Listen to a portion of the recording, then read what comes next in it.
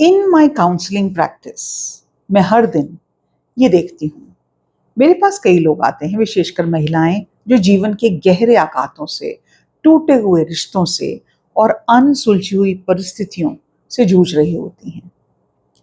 वे अक्सर एक ही सवाल लेकर आती हैं, मैम, इस दर्द को कैसे बदलें, इस स्थिति को कैसे ठीक करें।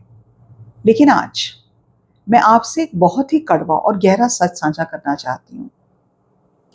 हमारे जीवन में इस समय शायद कुछ ऐसा जरूर है जिसे हम बदल नहीं सकते, चाहे हम कितनी भी कोशिश क्यों ना कर लें। वो माफी जो कभी नहीं मिली ना मिलेगी, वह बीमारी या डायग्नोसिस जो कभी दूर नहीं होगा, या वह नुकसान जिसकी भरपाई कभी भी नहीं की जा सकती। और सच तो यह है कि शायद आप इसे कभी बदल ही नहीं पाएंगे। तो सवाल ये नहीं रह जाता कि उसे ठीक कैसे करें। सवाल ये बन जाता है, how do I live with what I can not fix. मैं उस चीज के साथ कैसे जीऊं जिसे मैं ठीक नहीं कर सकती। हम में से बहुत सारे लोग अपनी पुरानी ऊर्जा उस चीज को बदलने में लगा देते हैं जो हमारे नियंत्रण से ही बाहर है। हम सोचते हैं कि अगर हम थोड़ा और रोएंगे, थोड़ा और गुस्सा करेंगे, थोड़ा और संघर्ष करेंगे, तो शायद जो अतीत है ना, वो बदल जाएगा। गुस्से के बाद, आक्रोश के बाद, आंसुओं के बह जाने के बाद वह स्थिति वहीं की वहीं रहती है। वह चीज जिसे आप बदल नहीं सकते, वह चुपचाप वहीं बैठी रहती है, आप जितनी भी कोशिश कर लें। शांत आईने में आपको देखते हुए कहती है, तुम मुझे कब स्वीकार करोगे। और ये सुनना और महसूस करना बहुत ही, जिसको कहते हैं ना, हमारा दम अंदर से घुट जाता है। जब गुस्सा शांत होता है, जब रात का सन्नाटा छा जाता है, तब वो वापस सच हमारे सामने आकर खड़ा हो जाता है। एक्सेप्टेंस जिंदगी का एक बहुत बड़ा राज है, बट एक्सेप्टेंस इज ब्रूटल। स्वीकार करना आसान नहीं है। ये आपसे एक ऐसी कहानी के अंदर जीने को कहता है जो आपने कभी अपने लिए चाही नहीं थी। उदाहरण के लिए, कोई व्यक्ति 45 वर्ष की आयु में अकेला होना कैसे स्वीकार करे, जब उसने अपनी जिंदगी के 25-27 साल एक बहुत अच्छी खूबसूरत शादीशुदा जिंदगी का सपना देखा हो।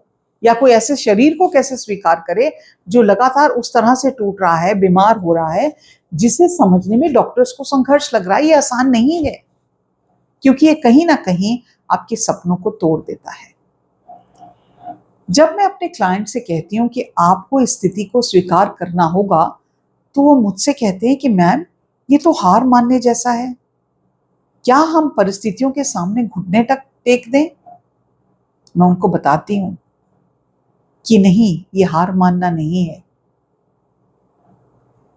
ये एक जिंदगी को नए तरीके से देखना है।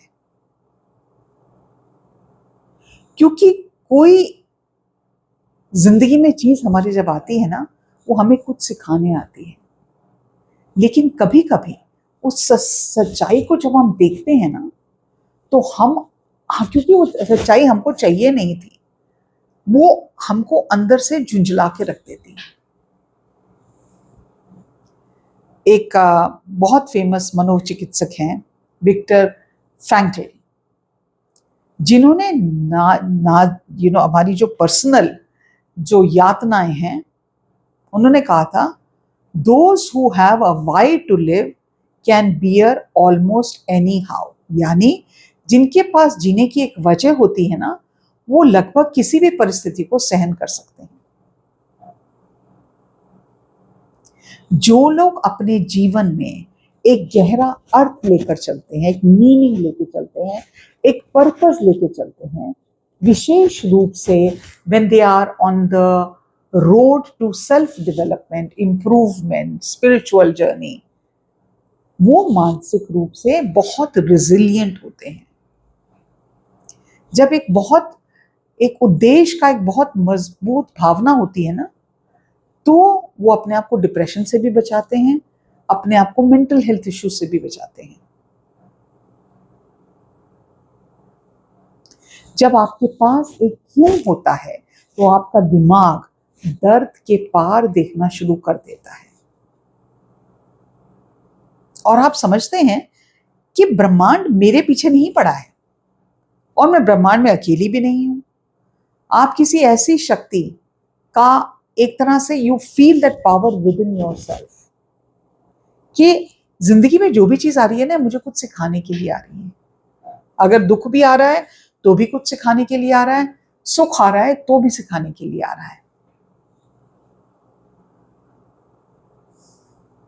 क्योंकि कई बार हमें समझ में नहीं आता कि हमारे साथ ऐसा क्यों हो रहा है,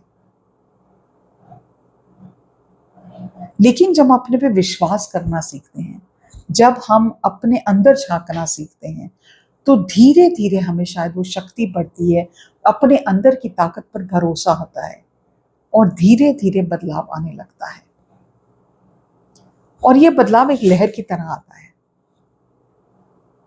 और अचानक से आपको लगता है हाँ, ये अगर मेरे साथ हो रहा है ना, तो ये मुझे कुछ ना कुछ सिखाने आया है। ये जो तूफान आया था ना, ये दे के गया है। और कई बार ये बहुत छोटे छोटे रूपों में आता है, जिसे हम ग्लिमर्स कहते हैं, ग्लिमर्स ऑफ होप। जैसे किसी अजनबी का अचानक आकर आपको बिल्कुल वही बात कह देना जिसको आपको उस वक्त सुनने की सबसे ज्यादा जरूरत थी, या कोई ऐसा अफसर सामने आ जाना जो उस दुखद परिस्थिति के बिना कभी अस्तित्व में नहीं आ सकता था।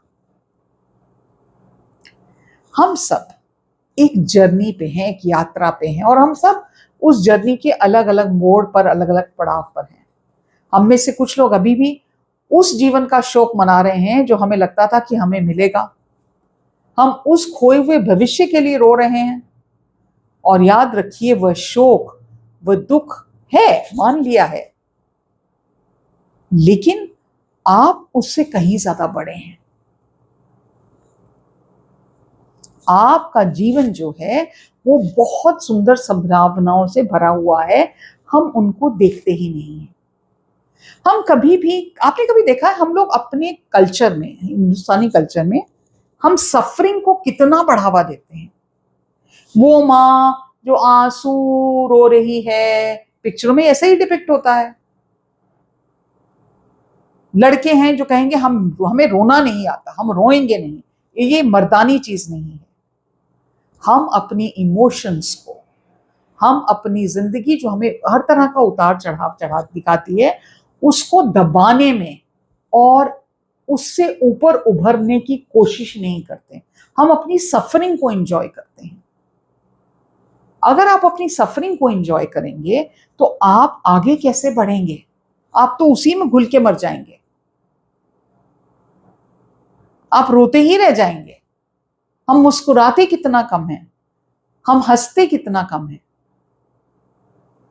सड़क पे चलेंगे तो जो भी देखे उसका चेहरे पे ना 12 ही बजे हुए हैं, क्योंकि हमें अपनी उस लाइफ के चैलेंजेस को एक चैलेंज ना लेके हम लोग सोचते हैं हमारे सपने ही टूट गए, और उस सपने के टूटने पे इतना फोकस करते हैं कि नई दिशा देख ही नहीं पाते, नई दिशा अपने लिए ढूंढते ही नहीं।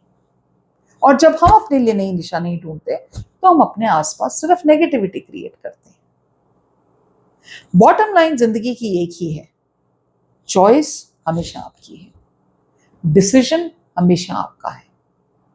जिंदगी कोई भी रंग दिखाए, जिंदगी कुछ भी दिखाए, उसका एंड रिजल्ट, उसका रिस्पॉन्स जो है वो आपके हाथ में है। How will you respond to what life is showing you?